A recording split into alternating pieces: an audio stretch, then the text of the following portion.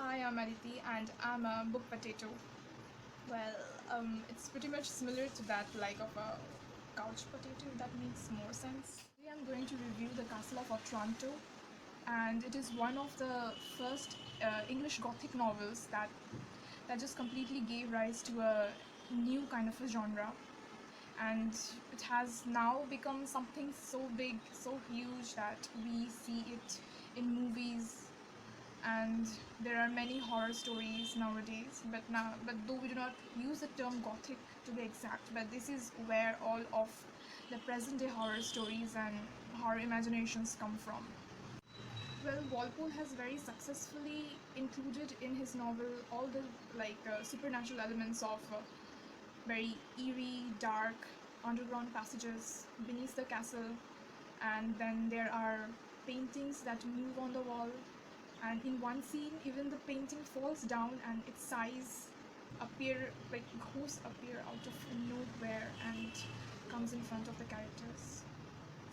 While I'm saying all of this, I'm scared of spirits. And then, yes, if all of these sounds exciting, then yes, I have to tell you that it is exciting because all of these elements have been mixed together with a very thrilling political plot where the main character Manfred, he's the lord of the Castle of Otranto. He is basically trying his best to have a male heir so that all of his power and all of the property stays into his family line, but then one event after the other happens and each event brings with it a different kind of a twist, and each twist completely reveals something more about the whole story, and it's quite interesting because it never loses the tension, because in each and every section you are exciting in that way. Then the style of writing is pretty much like that of Shakespeare. If you've gone through like any of Shakespeare's dramas or have seen it also, then the style of language or the style of writing is pretty much Shakespearean, though is not exactly copied from Shakespeare, but it pretty much feels like the influence comes from there only. And then there is a certain portion of the book that I would like to read out. She could observe that she was near the mouth of the subterraneous cavern. She approached the door that had been opened, but a sudden gust of wind that met her at the door extinguished her lamp and left her in total darkness. Okay, that's scary. Words cannot paint the horror of the princess's situation alone in so dismal a place.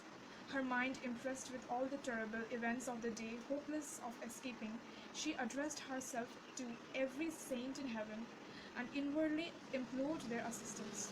For a considerable time she remained in an agony of despair. At last, she softly, as was possible, she felt for the door, and having found it, entered trembling into the vault. She discerned a human form standing close against the wall. She shrieked, believing it the ghost of her betrothed comrade. Oh my god, that's effing scary.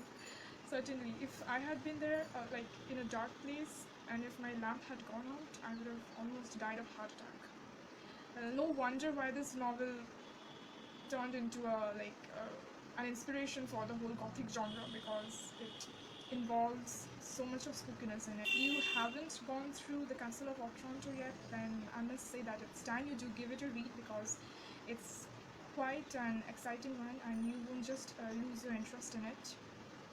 And if you like this review, then do not forget to like, comment, share and subscribe. Have a happy reading.